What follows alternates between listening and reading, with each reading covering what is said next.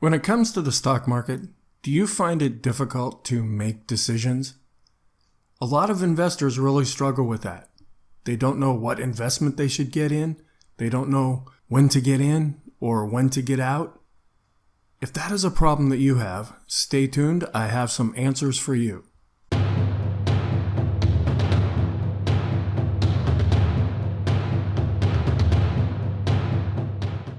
Before I start on this video, I want to remind you that I have a free workshop that is available to you by clicking on the link in the description box below this video.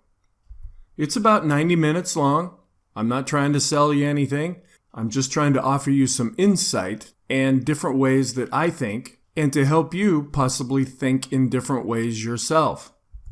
The coverage includes a lot of different areas.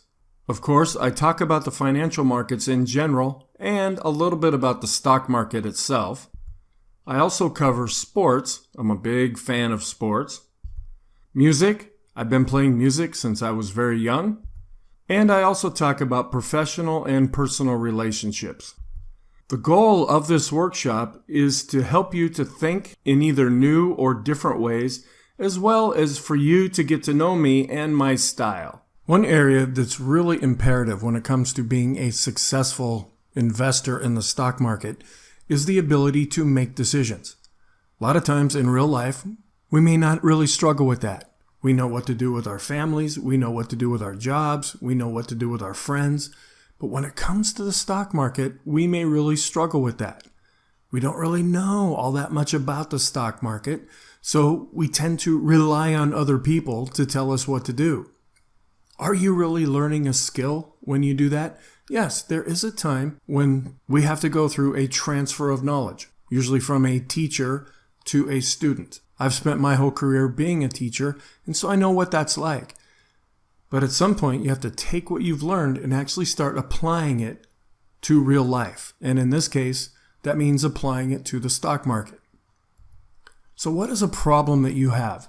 These are some of the problems that I hear about. I'm afraid of making a wrong decision. Yes, we don't want to look silly or stupid to other people or even to ourselves. All investors who now can call themselves successful, they didn't start out that way. If you're a musician or an athlete, did you start off by playing a Beethoven sonata in front of 1,000 people without ever even practicing? No, it took years and years of dedication and practice to do that. If you play golf, you didn't go out and just shoot birdie after birdie on each hole. No. Before we had the internet, if you would hit balls all over the place, we would call that a hacker. And you would really get your money's worth. Where if you're golfing with somebody else, they may only get to hit it 95 or 100 times, where you get to hit the ball 130, 140 times. But it takes time in anything that we do. Why should the stock market be different?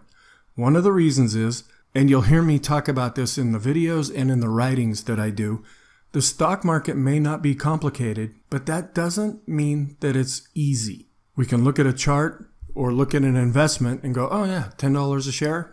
I think that's a pretty good price. And then it goes up to 20 and we're happy. Well, what if that same investment you get in at 10 and it goes down to 5 or 2 or 0? This can really give us the deer in the headlights look. We don't really know what to do. We know what we want to do, and we may have even developed a way to do it. So many people are just afraid of making a wrong decision. And that is part of pride. Can you make a decision and then live with it regardless of the outcome? Some people really struggle with that, where others use them as what we call LOs, learning opportunities.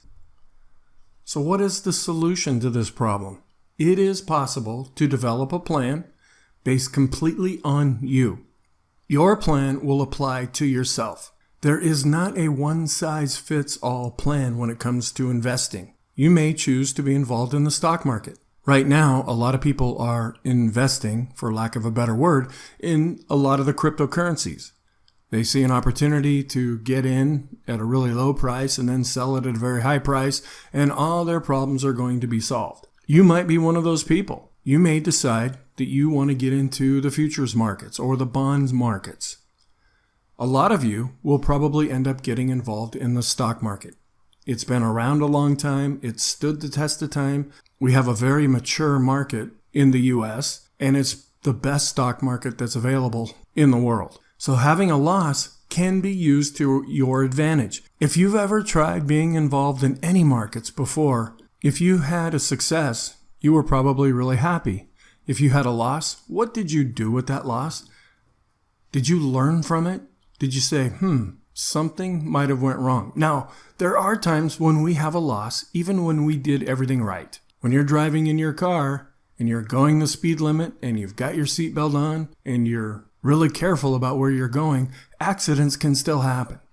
And the same thing is true with the stock market. There will be times when things go against you and you will have to take a loss. That is part of life. A lot of people really struggle with that. They just think, just another minute, just another move, just come on back. And now you're gambling at that point. That's when it can become a real problem. But when everything is said and done, do you learn from your mistakes? Transfer this over to athletics. If you strike out, or if you miss a shot, or if you didn't tackle somebody the right way, did you have a coach or somebody show you the right way to do it?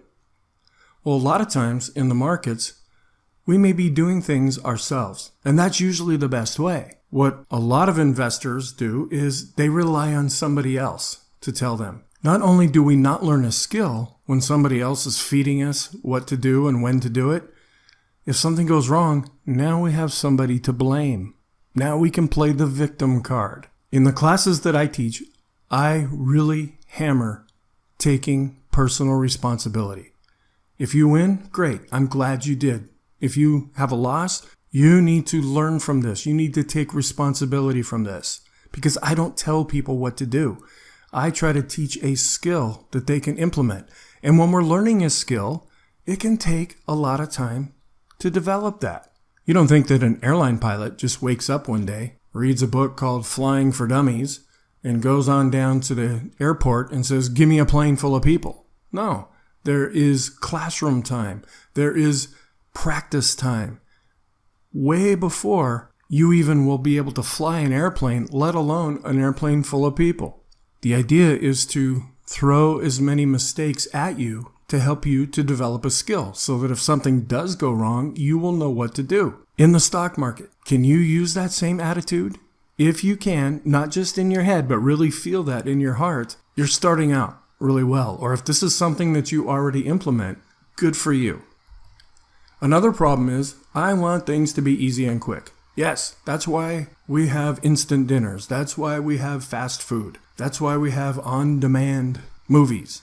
We don't want to wait for things anymore. If we want something, we want it right now. That's why we have credit cards. We don't want to save up for something. We want it right now. And we want it to be easy. The same is true with the stock market. We want things to instantly show us a really good return without taking any risk. And it just doesn't work that way. The solution is to just make a decision and then stick with it, at least for now. You're looking at an investment and you're mulling this around, but you're having some trouble deciding what to do. Just make a decision and then say, okay, here we go. I'm going to get in and we'll see what happens. Now, you may have developed that skill already and you may know what to do as you hold that investment. Or this may be new to you and you're just learning this skill from the very beginning. But just stick with the decision that you make. Sink or swim. At least for now. Now you can always change. That's one nice thing about the stock market. We're not stuck. There are a lot of investments out there that if you get into them, you're tied up for a lengthy period of time. Stock market is nice in that as an individual investor, you can buy a stock one day and sell it immediately after that, or wait a day or two, or a week or two, or maybe even 20 years before you sell that. You make the decision with that. It's like a batter slump. If any of you have ever played baseball, when you're doing really well, it's almost effortless. You get up there, you make a hit, you don't really worry about it, you're in the flow. We say it's in the zone, and you seem to do the right things at just the right time. Then there are other times when we're not doing really well, so we try a little harder and we do even worse. And we get to the point where we're in a batting slump. And now you're trying so hard, it's really difficult to do anything. And now you're just kind of feeding into this. You realize what's going on, which makes you try even harder, and it makes you even more frustrated, and it ends up leading you to an even more painful situation. That can be really true when it comes to the stock market. If you are active in the markets and you trade a lot, you might go through a period of time where you have a series of losses in a row. Another thing that can also be dangerous is you might have a number of successes in a row and you think you have this whole stock market thing figured out. Right about that time is when you are faced with a real dose of reality. And that can really be frustrating. And then after you've had some success and then you have some failures, then you have another failure after that. And then you get to the point where now you're just living off emotions. You're not using a skill at that point. You're just saying, baby, I've got a hunch about this, and you go for it. Sometimes you're right, sometimes you're wrong, but you're right enough to justify what you're doing. But you're also wrong enough so that it really leads to a very frustrating experience. And a lot of people just give up and quit. A lot of people need to learn how to make their own decisions. We've really lost that in American culture. We want to be told what to do. Now, we may say, nobody's going to tell me what to do. But when it really comes down to it, we are told what to do. We have bosses. We have spouses. We have rules that we have to follow. And all of those things are necessary. But there are some things where you have the freedom to make your own decisions. Or do you want to rely on other people to tell you what to do? In the program that I teach, I really attempt to help people to learn a skill. And this is not for everybody. People start off by basing things on emotion. They think it's all like wonderful and they're going to get involved, and then the emotions die away and pretty soon they just quit. But do you want to get to the point where you can make your own decisions and be comfortable with those decisions? That's the secret right there, is deciding things for yourself. Do you work with a professional? Now, some people decide, I'm too busy. I don't really have an interest in the markets. I want to have a good, strong portfolio. I want to have some good investments, but I don't really dig this stock market thing. I'm really busy. I don't have the time. I have a job that requires a lot of my time and effort. I have a family. I have other things that I would rather be doing. That's okay. So some of you may work with a professional. If you're working with that professional, where instead of just going in and meeting with that professional or getting an email or a phone call as you're talking back and forth, wouldn't it be nice to be more educated about what you're doing? Maybe ask different questions instead of just saying, well, okay, this is what's going on. Maybe you can challenge your professional a little bit. That's what you're paying them to do. If we have a car and we take it to a professional to get it fixed and it doesn't work right, do we just say, well, okay, I guess that's how it goes? Or do you complain about it? Yeah, we say something about it because we know something is not working quite right. We may not understand what the problem is, but we know things are not the way they should be. And maybe it's a very good person that you're working with and you've worked with them for a long time. If they're earning you 10% a year, which is a good return, but you get a little bit of education and you realize, I could make 12 or 14% return this year. Question them about that. Or you may learn things in classes where if prices go against you, how much at risk are you? There are ways that you can protect what you already have. And a lot of times professionals will really enjoy and respect that. Oh, this person actually knows what they're talking about. We can have an interesting conversation. And now I feel like we're working together as a team instead of them just giving me free rein to do whatever I want to do. A true professional will have that attitude. Or both. You might have part of your portfolio that is controlled by a professional. A lot of you that have pension plans or 401ks or Roth IRAs, they may be controlled by somebody else. You may also take a chunk of money and then make decisions on that yourself. Another problem is, am I getting the best returns possible? Now, it's not like we're greedy here, but if you could make a 15% return instead of an 8% return, by just changing a couple of little things, and a lot of times by reducing the risk, do you think that would be interesting to you? I know a lot of investors would find that very fascinating. So the solution is reevaluate what you're doing periodically. Sit down, whether it's every month, every quarter, or every year, and say, am I really happy What is the overall market doing? The S&P 500 gained 13% this year, and I gained 9%. What went wrong? What do I need to adjust to make things different? Because the idea is for me to do better than the S&P 500. So sometimes there may be some adjustments that are needed. It might mean getting some education. It might mean watching some videos or listening to people who have ideas and concepts that you might find valuable to you. So thank you very much for taking the time to watch this video.